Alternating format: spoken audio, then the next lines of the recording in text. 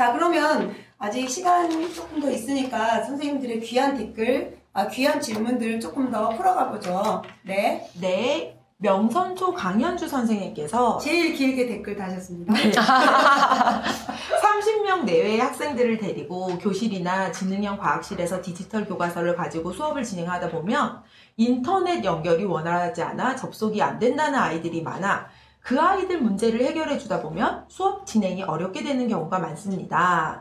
그래서 기기가 준비되어 있어도 꺼려지는 경우가 있습니다. 소수가 아닌 다인 수학급 상황에서 원만한 수업 진행 방법이나 팁을 알고 싶습니다. 질문해 주셨어요. 이 경우는 제가 오랫동안 힘들었던 상황이었던 것 같아요. 제가 다인 수학급에서 34명까지도 데리고 인터넷이 잘 안 된 경우에서 해봤었는데요. 이때의 방법은 모든 학생들이 전부 다 접속을 시키면 절대 안 됩니다. 그래서 제가 했던 방법 중에 하나는 인터넷 접속이 원활하지 않을 때는 그 아이들이 실차가 있어요. 어떤 아이들은 빨리 끝내고 어떤 아이들은 늦게 끝내거든요. 그럼 빨리 끝낸 아이가 먼저 패들렛에 예를 들어서 올린 다음에 빠져나오게 하는 거죠. 로그아웃을 빨리 시켜주는 거죠. 그리고 다른 아이가 들어가서 하게끔 하고, 또 하나의 두 번째 방법은 같이 기기를 다 주지 않는 거죠. 기기를 제 생각에는 30명이다 30명이 모두 다 기기를 쓸 필요는 없다는 생각이 들어요. 같이 협력학습을 시켜주는 거죠. 그러면 모둠별로 기기 한 대만 줘도 되거든요. 그 사이에 오히려 대화를 해보고 회의도 해보고 그러면서 또 내가 몰랐던 걸 이 친구가 하는 걸 보면서 배우게 되거든요. 자, 그래서 저는 이런 식으로 상황에 맞춰서 기기를 좀 적게 준다거나 또 인터넷이 안 됐을 때는 또 인터넷이 되는 아이들이 올려준다거나 이런 방법으로 했습니다. 또 다른 윤미경 선생님처럼 저도 그 반 학급당 학생 수만큼 패드를 대여할 필요가 없어요. 저는 좀 좋은 방법이 2인 1패드가 적정한데 1인 1패드를 주면 어떤 학생들은 기기 조작도 잘 안 되고 어려워하는 친구들이 있어서 오히려 둘이 같이 했을 때 효과도 더 좋고요. 제가 아까 와이파이도 모른다고 했잖아요. 교실에 보시면 동그랗거나 네모난 그 와이파이 기기가 데이터를 쓸 수 있는 건데요. 가장 최적화된 게 그 와이파이 기기 한 대에 한 15대까지는 굉장히 원활하게 접속이 잘 돼요. 근데 그 이상 되면 자꾸 끊기거나 안 되거나 하거든요. 그럼 또 애들이 또 막 안 된다고 하면서 수업이 망했구나 이렇게 되니까 그렇게 막 많이 쓰지 마시고 15대 정도까지만 갖고 있어도 충분히 활용 가능하고요. 그래도 잘 안 된다 싶을 땐 가장 좋은 거. 전원을 껐다 키라고 하면 됩니다. 시스템 종료를 한 다음에 다시 하면 또 잘 되기도 하고 그러니까 꼭 내가 쓰겠다는 의지를 가지고 도전해보세요. 그리고 저 같은 경우는 기기가 안 된다 그러면 이렇게 말합니다. 하지 마. 책 가지고 해. 리얼한, 아주 리얼한. 네. 깜짝 하지 마. 책 가지고 해도 됩니다. 왜 꼭 디지털로 해? 우리 이 발상에서 저는 벗어나야 된다는 생각이 들어요. 그러니까 무조건 이것만 써라 그러니까 스트레스 받게 되거든요. 지금 안 돼? 그럼 하지 마. 그리고 책 가지고 하고 옆에 친구랑 같이 해봐. 이렇게 하면 될 것 같아요. 자, 그 다음 화전초 박미정 선생님께서 교실에서 학생들의 노트북 및 패드 관리 및 활용 꿀팁을 알려주세요 라고 하셨어요. 네, 지금 6학년 같은 경우에 전체적으로 노트북이 다 내려왔고 내년에 이제 계속 노트북 내려오는 사업이 확대된다고 해서 아마 정보부생님 되게 힘드실 것 같은데 아무래도 그냥 이 뱅크를 같이 요즘은 다 뱅크가 같이 내려오지 않나요? 뱅크가 같이 내려오는데 태블릿 PC함? 태블릿 PC함 그리고 노트북도 노트북 함이 다 같이 내려오는 교육청에서 준 거는 같이 내려오더라고요.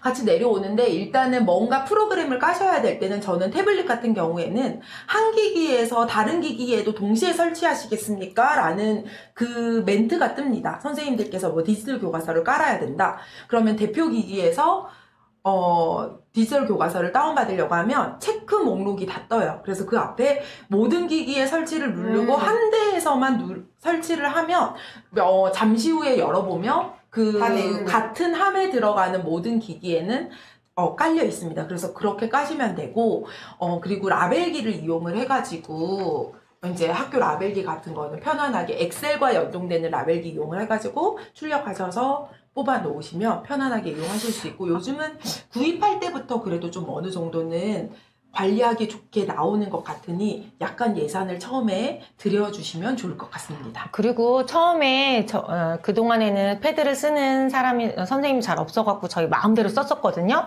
근데 갈수록 막 사회도 쓰시고 과학도 쓰고 영어도 쓰니까 이게 패드 대여하는 게 전쟁이더라고요. 막 우리가 쓰려고 했는데 막 이런 상황도 생기는데 그거에 관련된 꿀팁으로 구글 시트를 공유해가지고 뭐 몇 월 며칠 목요일 3, 4교시 뭐 5학년 4반에서 씁니다. 뭐 이런 식으로 미리 좀 예약제를 해가지고 하면은 서로 겹치지 않게 쓸 수 있어서 되게 좋더라고요. 혹시 이렇게 겹치지 않게 쓸 수 있는 또 다른 꿀팁이 있을까요? 급하면 네. 학년 카톡방에 학년 단톡방에서 네, 단톡방에서도 1교시 저 쓸래요 이렇게 하면 또 갖다 주고 합니다. 네. 아, 그쵸. 네, 그리고 단톡방을 활용을 잘하고 주간학습 안내 따는 선생님이 이번 주 무슨 요일은 저희 학년에서 씁니다면 1반 쓰고 2반 쓰고 3반 쓰고 해서 이렇게 하면은 그래도 학생들하고 좀 계획했던 대로 원활하게 사용할 수 있겠더라고요. 네. 네, 그 사이에 선생님께서 선생님들 아이들 가지고 오신 석정초 김도영 선생님께서 굉장히 중요한 질문을 해주셨어요. 혹시 디지털 교과서 활용 수업이 기존 아날로그 수업보다 부족한 점이 있다는 것을 느끼신 점도 있을까요? 만약 있다면 그런 부분은 어떤 면에 신경 써서 지도할 필요가 있을까요? 저 같은 경우는 디지털 교과서, 디지털로 이렇게 많이 하다 보니까 손글씨를 잘 못 써요.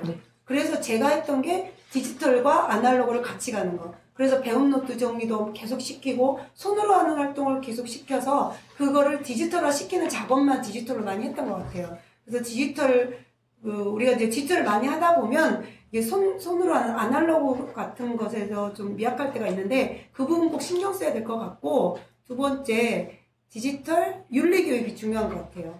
네. 그래서 댓글이라든가 비방글 같은 거 달지 않아야 되고, 그 인식 있죠. 그리고 우리가 태블릿 PC 같은 경우 같이 쓰다 보니까 다른 친구들의 사진을 볼 때가 있거든요. 그런 경우 내가 썼던 사진, 개인적인 사진에 대해서 무조건 지워라. 이런 디지털 시민성 교육은 반드시 필요할 것 같다는 생각이 듭니다. 자, 이렇게 우리가 열심히 달려서 이제 마지막 질문 한 개만 남겨뒀습니다. 마지막 질문 읽어주세요. 용현초 직원섭 교감 선생님께서 서책이 없는 디지털 교과서 세상이 가능하다고 생각하시는지, 그리고 서책이 없는 디지털 교과서 세상이 교육에 있어서 효과적이라고 생각하시는지 궁금합니다. 라고 질문해 주셨어요. 선생님 어떻게 생각하세요? 지금, 이건 아마 정책적인 맥락과 관련해서 질문해 주셨지 않을까. 28년에는 전면 AI 디지털 교과서로 간다고 얘기를 하는데, 저 같은 경우에는 저희가 지금 처음 아예 공문 없어졌을 때, 지금도 혹시 중요한 공문은 뽑고 계시지 않으신가요? 저 뽑고 있어요. 전 진짜 출력 안 하기로, 전 모든 것을 핸드폰으로 다 하거든요. 맞아요. 제가 알아요. 출력하지 않고, 진짜 웬만하면 출력하지 않고 핸드폰을 다 하는데, 그러다가도 어느 날 이면지 DL을 쓸 때가 있어요. 그러니까 아이들도 컴퓨터로 모든 것을 하다가도 여전히 뭔가를 기록하고 끄적이는 뭔가의 활동을 해야 될 때가 있을 거라 생각해서 서책이 완전히 없어져 버리는 그런 세상은 어느 정도는 불가능하지 않을까라고 생각을 합니다. 저도 같은 생각인데요. 저도 X세대로서 여기 MZ가 없어서 일어나는 그런가요? 자, 저희 뭐 구글 캘린더도 있고 뭐 스마트폰에도 다 캘린더 기능이 있지만 여전히 다이어리 잘 팔리고 있습니다. 예쁜 다이어리 잘 팔리고 있고요. 자, 온라인 쇼핑몰이 생겼지만 오프라인 매장 여전히 살아있잖아요. 마찬가지로 지금 AI 교과서나 디지털 교과서나 이런 게 발달이 되더라도 서책형 교과서도 충분히 살아남아서 그 활용 비율이나 아니면 활용 정도가 달라질 뿐이지, 이거는 아예 없이 가겠다라고 하는 거는 조금 더 시간이 걸릴 수도 있고, 시간이 더 걸리더라도 저는 살아남을 것이라고 생각하기 때문에 각각의 그 도구들의 장점을 최대한 살려서 선생님들께서 선택하셔서 수업 도구로 아니면 학생들도 학습 도구로 활용할 수 있으면 좋을 것 같습니다. 제 생각에는 서책형 교과서는 사라지지 않는데 형태가 바뀔 것 같다는 생각이 들어요. 예를 들어서 지금은 실험 관찰이라든가 수학 익힘이라든가 이런 건 살아남을 것 같아요. 그러니까 이런 형태로 뭔가를 쓸 수 있는 용도, 학생들이 뭔가를, 그러니까 지금의 교과서는 다 만들어져가지고 우리한테 주잖아요. 그리고 국어책 2권이나 있는데 또 국어 활동도 있고, 수학 있고, 수학 익힘 있고, 과학 있고, 실관 있고, 이게 아니고 뭔가 학습을 할 수 있는 형태로 변환되지 않을까라는 생각이 들어서 그렇게 갈 것 같습니다. 제 생각입니다.